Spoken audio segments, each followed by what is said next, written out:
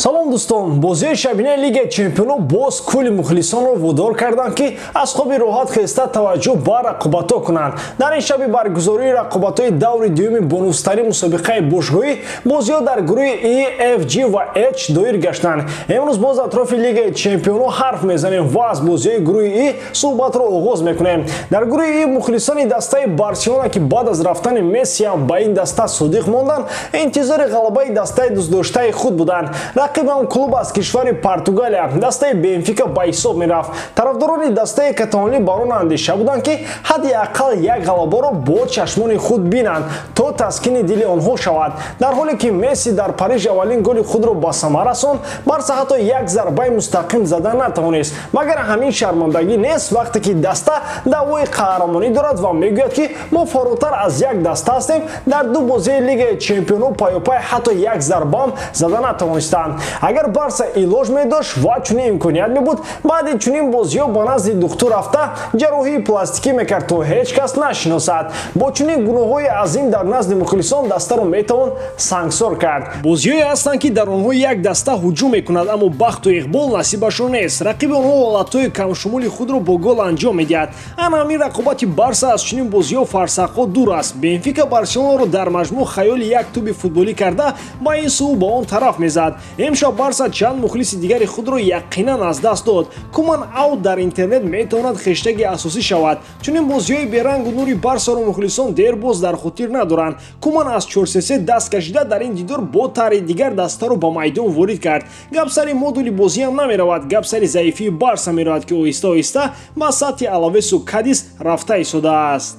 бозии дигари ин гурӯҳ байни дастаҳои Бавария ва Динамо Киев сурат гирифт. Дастаи бузург дар сатҳи Украина ва кӯчак дар назди Бавария ягон тӯҳфаи ногаҳониро ба мюнхениҳо омода накардааст. Тавре интизор мерафт, Бавария ба пуррагӣ рафти бозиро идора мекард. Левандовски то дақиқаи 27-уми дидор аллакай 2 гол зада соли ғолиби ин дидорро аз миён бардошт. Дар маҷмӯъ шогирдани Нагелсман ба дарвозаи украинҳо 4 голи беҷавоб равон карданд. Бавария бо 6 имтиёз дар зинаи аввали гурӯҳ қарор дошт. Бенфика бо 2 хол камтар зинаи дуюмро ба худ ихтисос додааст. Динамо Киев дар зинаи сеюм ва Барса бо 0 гол, 0 зарбаи мустақим, 0 имтиёз ва бозии 0 дар зинаи охирин қарор дорад. Дар гурӯҳи F таваҷҷӯҳи асосӣ ба бозии дастаҳои Манчестер Юнайтед ва Виллареал буд. Такрори финали соли гузаштаи Лигаи Аврупо. Қабл аз ин бозӣ дар 5 дидори байни худи ин клубҳо ба дарвозаи ҳамдигар гол зада натавонистанд. Ҳамеша пас аз 90 дақиқаи бозӣ дар табло ҳисоби 0-0 рӯшан мешуд, аммо бо омадани Криштиано эҳтимоли такрор наёфтани ин ҳисоб буздур шуд.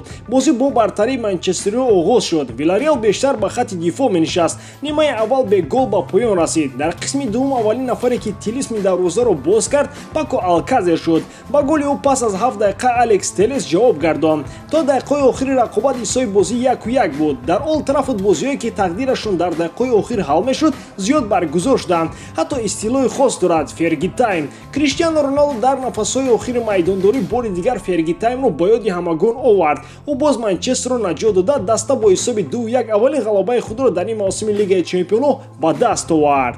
Аммо лидери ин гурӯҳ дастаи дигар аст. Ин тими Аталанта аз Бергамо Италия мебошад. Шогирдони Гасперини акнун меҳмони дуюми Лигаи Чемпионов ҳастанд. Онҳо дар ин мусобиқа худӣ шуданд. Ҳарчанд бергамиҳо голи бисёр заданро дӯст медоранд, дар рақобат бо Young Boys бо задани як гол бозиро ҷамъбаст карданд. Аталанта, Young Boys, МЮ, Виллареал бо чунин тартиб дастаҳо дар гурӯҳи F пас аз даври дуюми рақобатҳои гурӯҳӣ қарор гирифтанд. Гурӯҳи G бо эҳтимоли зиёд маҳз ҳамон гурӯҳест ки ба бозиҳои он аз дигарон дида диққати камтар равона мешавад. Ду бозии ин гурӯҳ бо иштироки дастаҳои Волсбург Севилля ва Залцбург Лил сурат гирифтанд. Дар бозии дастаҳои Волсбург Севилля ғолиб муайян нашуд. Дастаҳо ба дарвозаи ҳамдигар як голи равон карданд. Залцбург бошад тавонист қаҳрамони феълии Фаронса дастаи Лилро бо ҳисоби 2-1 шикаст бидиҳад.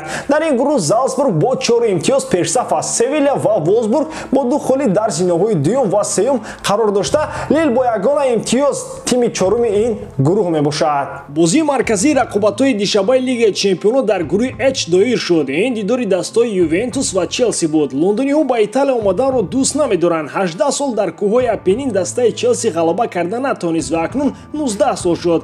قبل از بازی بسیاری‌ها پیشگویی می‌کردند که بازی سرگل نمی‌شود. این وابسته با اون بود که دستای یوونتوس زیر روبری ماکس آلگری باز توجه را به خط دفاع کرد. چلسی با سروری توخل در خط حمایت خود را خیلی خوب احساس می‌کند.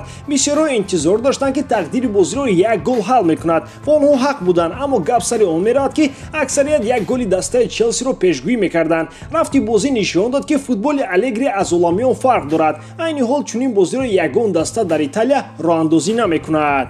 موفقیت منتخب ایتالیا در یورو ثابت کرد که در فوتبال این کشور تحولات زیاد به میان میآید و همین طور هم شد. اما آلگری نشان داد که او ترندهای فوتبالی را زدگی است. او 2 سال از فوتبال دور بود. در این فرصت فاصله فوتبال تغییر یافت. غیر از آلگری او همان بازی قبلی خود را دارد. همان آلگری پارینه میگویم در ما. تورینی‌ها عموما در نیمه میدان رقیب پرسینگ نمی‌کردند. چلسی در قسم یکم بیش از 70% اداره‌کنی توپ داشت، اما لحظه‌های خفناک بازی کنترل‌های یوونتوس بودند. در آغاز نیمه دوم با شرافت کیزا یوونتوس به پیش برآمد. این گل کاری آلگری را خیلی آسان کرد. دسته او با خط دفاع نشسته دیگر در فکر به هجوم رفتن هم نشد. یوونتوس با وجود مشکل‌های بزرگ کادری در خط هجوم توانست بر قهرمان فعلی لیگ چمپیون‌ها غالب شود. در این دیدار مراتا و دیبالا با صاحب اوسب کمک‌رسان یووه نبودند. مشکل‌های انفرادی برای بازیگران شهر تورین در موسم جاری خاصند، اما در این دیدار شاگردان آلگری با دقت و به خطا بازی کردند. در رقابت دیگر این گروه دسته زینیت بر تیم مالمه با حساب 4-0 دست بالا شد. هر گل زده خود را به طور دروازه تیم ضعیفترین گروه بازیگران روس چنان جشن می‌گرفتند که گویا به دروازه باوریا زده باشند. یوونتوس با نتیجه‌های 100% در گروه H پیشرفت است. چلسی با 3 گل در زینه دوم و زینیت و مالمه در زینه‌های نوبتی قرار دارند. چنین بودن بازی‌های دیشبه لیگ چمپیون‌ها که با سنساسیون‌ها و نتیجه‌های غیر انتظار تا مدت فکرهای ما را با فوتبال پر کردند. با شما بود محمد گایروف. خیر در پناه الله.